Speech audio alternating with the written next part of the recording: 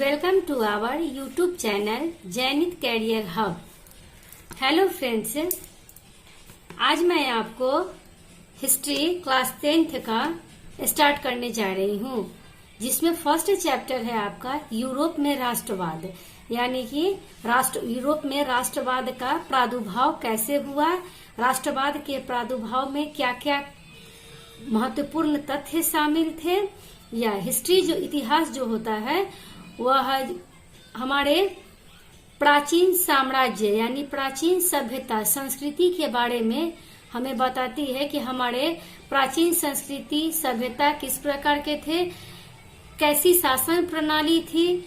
प्रारंभ में लोगों को किसी चीज का ज्ञान नहीं था, लेकिन धीरे धीरे जैसे जैसे वर्ल्ड का डेवलपमेंट होता गया वैसे वैसे हिस्ट्री में भी काफी महत्वपूर्ण तथ्यों को रखा गया। ठीक, क्लास 10th का जो है यूरोप में राष्ट्रवाद, यह फर्स्ट चैप्टर है, इसको मैं एक्सप्लेन करूंगी। सबसे पहले इस चैप्टर को मैं आपको चैप्टर का जो इम्पोर्टेंट फैक्ट्स है वो आपको दे रही हूँ। इसको समझने के लिए आप चैप्टर को एक बार खुद से सेल्फ स्टडी जरूर करें। सेल्फ स्टडी करने के बाद अगर इस चीज को, इस नोट्स को पढ़िएगा तो आपको बहुत बेनिफिट होगा। ठीक, सबसे चैप्टर स्टार्ट करने से पहले सबसे पहले मैं आपको बता दूं कि राष्ट्रवाद क्या है। राष्ट्रवाद यानी कि अपने राष्ट्र के प्रति प्रेम की भावना ही राष्ट्रवाद है, यानी अपने कंट्री, अपने नेशन, अपने सभ्यता, अपनी संस्कृति और अपने देश के प्रति प्रेम, असीम श्रद्धा की भावना ही राष्ट्रवाद है। सेकेंड टॉपिक है मेरा राष्ट्र क्या है।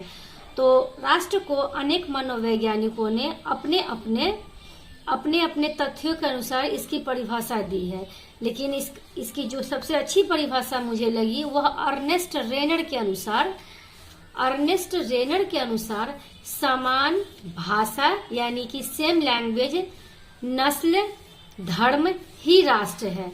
यानी कि हमारे यहाँ बहुत तरह के लोग रहते हैं, अनेकों जाति है, अनेकों धर्म है, अनेकों मजहब है, लेकिन इन सारे चीजों के बीच में हमारी शक्ति क्या है, एक यूनिटी है। यानी कि हम कहते हैं कि राष्ट्र की असली ताकत क्या है, लोगों को एक समान समझना, न किसी को छोटा समझना, न किसी को बड़ा समझना, न किसी को जाति, धर्म, लिंग, रंग के आधार पर किसी के बीच भेदभाव किया जाना। इसलिए अर्नेस्ट रेनर कहते हैं कि सेम लैंग्वेज और सेम रिलीजियस, यानी कि जो किसी के साथ भेदभाव नहीं करता है उसी को राष्ट्र कहा जाता है। ठीक, नेक्स्ट मेरा टॉपिक है कि राष्ट्रवाद की भावना का बीजारोपण कहाँ हुआ।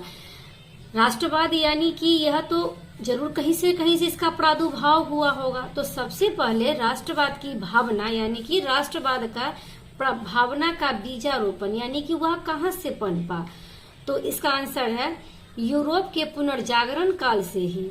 यूरोप में पुनर्जागरण का अर्थ होता है कि एक नए समय का प्रारंभ होना। यूरोप के पुनर्जागरण काल से क्या हुआ कि राष्ट्रवाद की भावना का बीजारोपण का अर्थ हुआ कि इसका जन्म हुआ यानी कि उत्पन्न हुआ। ठीक, नेक्स्ट है हमारा ऑस्ट्रिया की राजधानी वियना थी। मैंने आपको चैप्टर को स्टार्ट करने से पहले ही बताया था कि इस नोट्स को आप स्टडी करने से पहले आपका जो मेन बुक है उस बुक को एक बार आप खुद से अच्छे से रीडिंग देने से आपको ये जो टॉपिक है वो बहुत अच्छे से समझ में आएगा। ठीक, ऑस्ट्रिया की राजधानी कहाँ है, वियना थी।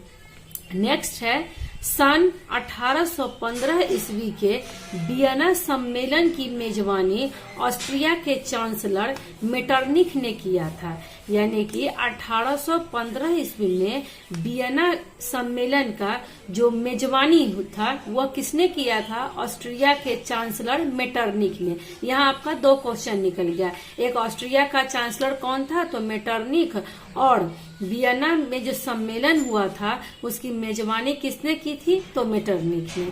ठीक, नेक्स्ट है मेरा वियना सम्मेलन में ब्रिटेन, रूस, और ऑस्ट्रिया जैसी यूरोपीय शक्तियां थी। आप कहिएगा कि वियना सम्मेलन क्या है, तो वियना सम्मेलन जो है उसको मैंने नीचे एक्सप्लेन किया है।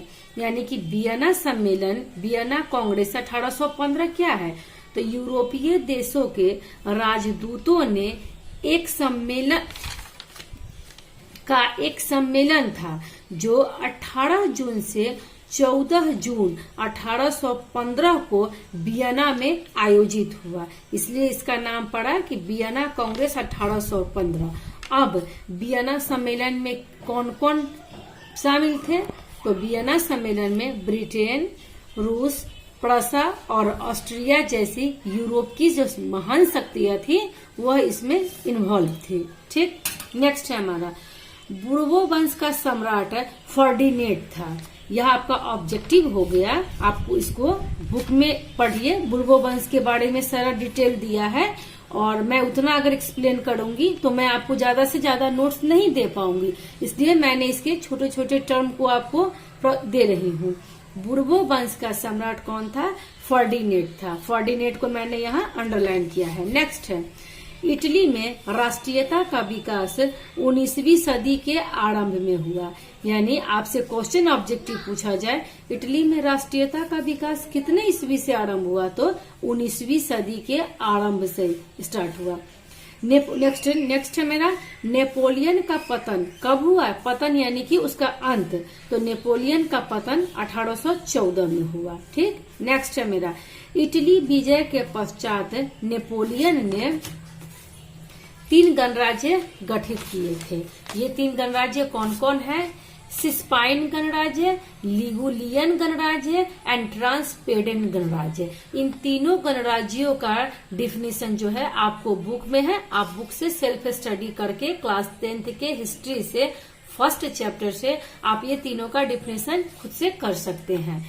नेक्स्ट टॉपिक है ऑस्ट्रिया का चांसलर मेटरनिक था। ऑस्ट्रिया का चांसलर कौन था, तो मेटरनिक था। ठीक, नेक्स्ट प्रसिद्ध राष्ट्रवादी नेता जोसेफ मेजनी था। Joseph Mazzini.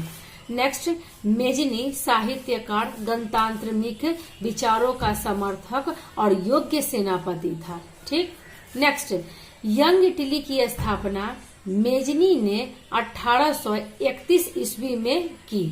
यंग इटली की स्थापना किसने की, तो मेजनी ने, और कितने ईस्वी में, 1831 ईस्वी में। 2 क्वेश्चन इससे निकल गया। प्रसिद्ध राष्ट्रवादी नेता जोसेफ मेजनी था। प्रसिद्ध राष्ट्रवादी नेता कौन था, तो जोसेफ मेजनी था।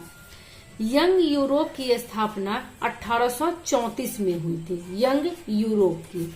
नेक्स्ट मेजनी संपूर्ण इटली का एकीकरण कर उसे एक गणराज्य बनाना चाहता था। इसका क्वेश्चन इस तरह से बनेगा कि मेजनी जो था वह इटली को क्या बनाना चाहता था, तो मेजनी संपूर्ण इटली का एकीकरण कर उसे एक गणराज्य बनाना चाहता था।